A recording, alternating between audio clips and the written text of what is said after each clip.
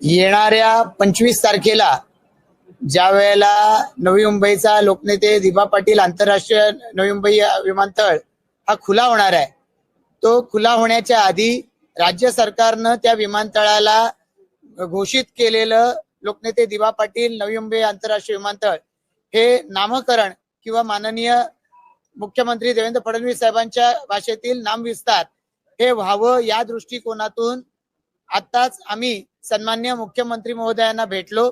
सन्मान्य मुख्यमंत्री महोदयांना आम्ही मागणी केली की विमानतळाचं पहिलं उड्डाण त्या विमानतळावरून होण्याच्या आधी या विमानतळाचं हे नामकरण झालं पाहिजे।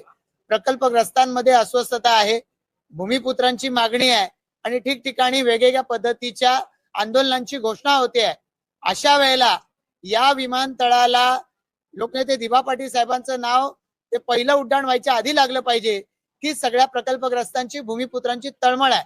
आणि म्हणूनच आज या ठिकाणी सन्माननीय गणेश नाईक साहेब यांच्या नेतृत्वाखाली आम्ही त्यांना या ठिकाणी भेटलो। या ठिकाणी लोकनेते दिबा पाटील साहेब यांचे चिरंजीव अतुल पाटीलजी उपस्थित आहेत, या ठिकाणी माजी खासदार संजीव नाईकजी उपस्थित आहेत, आमदार कथोरे साहेब, आमदार महेश बालदीजी या ठिकाणी उपस्थित आहेत। आम्ही सदस्य मंडळी या सगळ्या आंदोलनांमध्ये ज्यांनी भाग घेतलाय सारी मंडळी उपस्थित आहोत।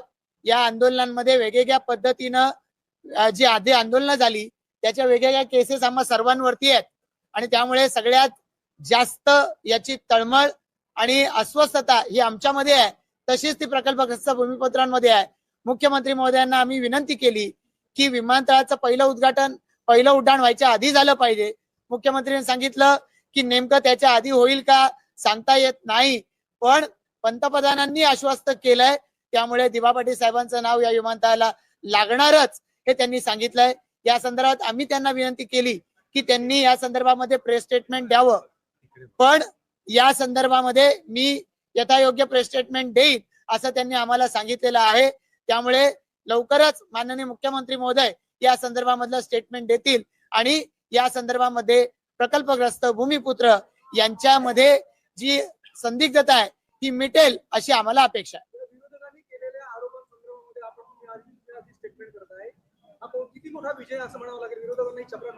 ज्या वेळेला प्रत्यक्षरित्या नामकरण होईल त्यावेळेला हा विजय आम्ही साजरा करू। खरं तर प्रकल्पग्रस्त भूमिपुत्र ज्यांनी आंदोलनात भाग घेतला त्यांना या संदर्भामध्ये जाब विचारण्याचा अधिकार आहे, पण ज्यांनी दिबा पाटील साहेबांचं नावही घेतलं नव्हतं, कावीळ होती त्यावेळेला साहेबांच्या नावाची आणि उलट सन्मान्य हिंदू हृदय सम्राट बाळासाहेब ठाकरे यांचं नाव दिलं जावं याच्या पुढे ते शब्दही काढत नव्हते, त्यांना तर आम्हाला कुठलाही प्रश्न विचारण्याचा अधिकारच नाही। मला माहिती नाही त्यांना आंदोलन करायचंय ते कुठल्या नेमक्या कारणासाठी करायचंय, पण ज्या वेळेला मुख्यमंत्री आम्हाला आश्वस्त करतात, पंतप्रधानांचा शब्द आहे असं सांगतात, आमच्यासाठी तो अंतिम आहे निश्चितपणानं। कारण असं आहे की यापूर्वीची जी आंदोलनं झाली त्या आंदोलनांमध्ये ते कुठेही दिसले नाही, ते राजकारणात तर फार आधीपासून आहेत। मुख्यमंत्र्यांनी ज्या पद्धतीने तुम्हाला आश्वस्त केलेलं आहे 25 तारखेला उड्डाण होते असं अशी एकंदरीत स्थिती दिसते।